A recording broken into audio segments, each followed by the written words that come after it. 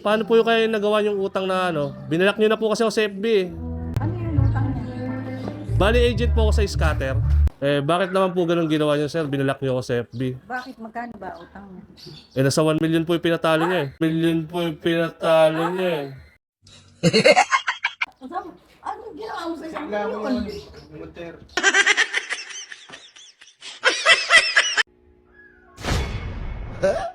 Salamat, Scatter. Dating nakamontero, magko-commute na lang ngayon.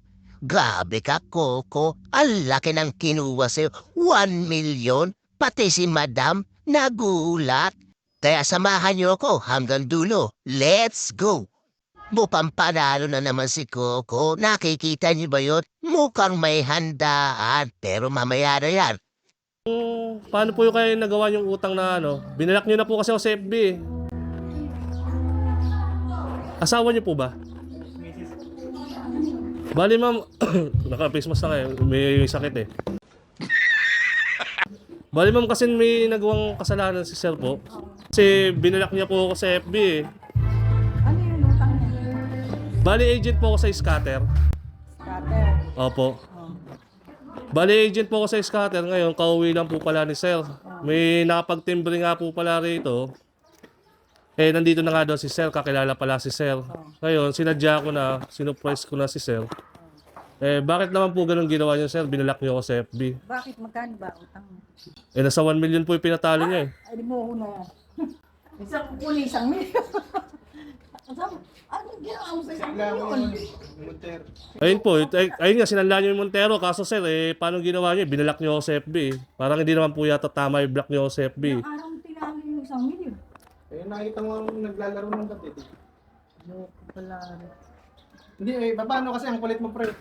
Hindi pa pwede ganun yun, sir. Kailangan, ayun, nabibidyoan pa tayo.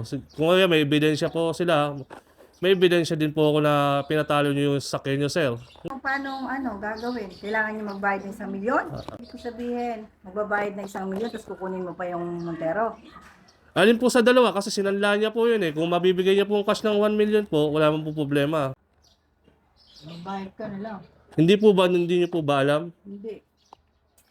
Grabe naman pala yung ginawa mo, sir. Di pala alam na yung misis mo. Paano gagawin?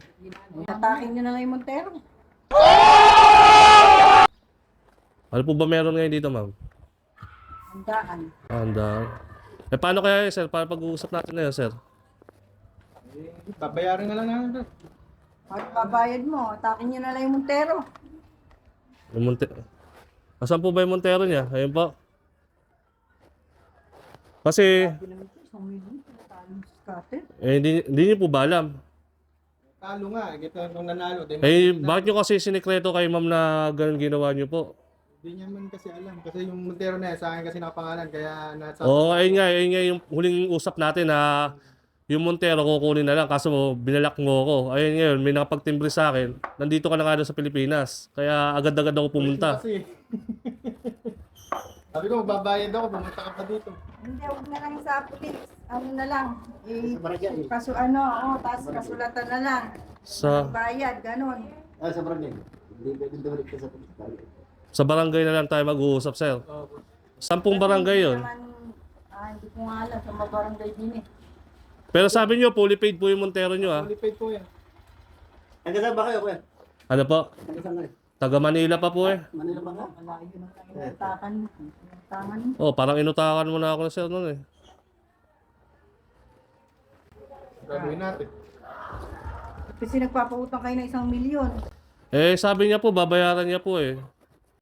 Tapos ano daw po, birthday niya daw po ngayon, ma'am. Ma'am, bali, pinapa-surprise na kayo ni ma'am.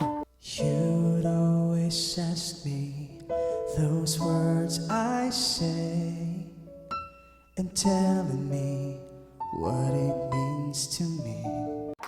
Na. Ano po? Happy birthday daw po, ma'am. Thank you, alam, manginginig na talaga ako. Ay, nanginginig na. Matagal niya na po pinaplano yan eh. Surprise, 1 milyon pa yung utang. Opo, matagal niya na po pinaplano yan. Ano ba yan? Opo. Pero ano po, pakiramdam na ng sinurprise ngayon ni sir? Siyempre, na surprise. Ayan. Pero buwisi sa million. Kung bali naka-vlog po kayo, pinapablog po kayo ni sir Ay, talaga ganun eh. ba? Ay, Okay lang. Bali, idea po ni sir yan eh. Lapit na. Isang million. Pero wala pong alam mga tao po rito. Wala pong alam yung mga tao rito. Doon sila mamatapal. Ah, na-istorbo ko pa yata pananghalian nyo, ma'am. Ay, kaya mo na kayo. Huwag mong subukan. Hindi na po, ma'am. Nakakaya na. Oh, nakakaya naman, ma'am. Ma'am, nakakaya naman. Plastic na lang. Ayaw, di ba? Plastic na lang po. Nagagalit na nga. Ma'am, plastic na lang. Oh. Nakakaya naman, ma'am. Ay, na, kumain na kayo. Di na muna. Hoy, Mag-plastic kayo. kumain daw, tapos mag-plastic daw. Tara. Bihira lang to. Dahil yung successful ang prank nyo, uli kayo, kumain kayo. Narinig niyo naman sinabi ni Madam, kumain na daw kami. At syempre, hindi kami tatanggi ni Carlos Dulong. Pag pagkain, huwag niyo tatanggihan. Nandyan na lahat ng paborito ko, pati Shanghai. At ang ginawa namin dyan is inikutan namin lahat. At syempre, may pabarit pa tayo galing kay Mother. Kita niyo yun, ang dami oh. Syempre, bago tayo umalis, magpapaalam tayo ng maayos. Maraming salamat ulit, sir, sa susunod. Tingawa ka!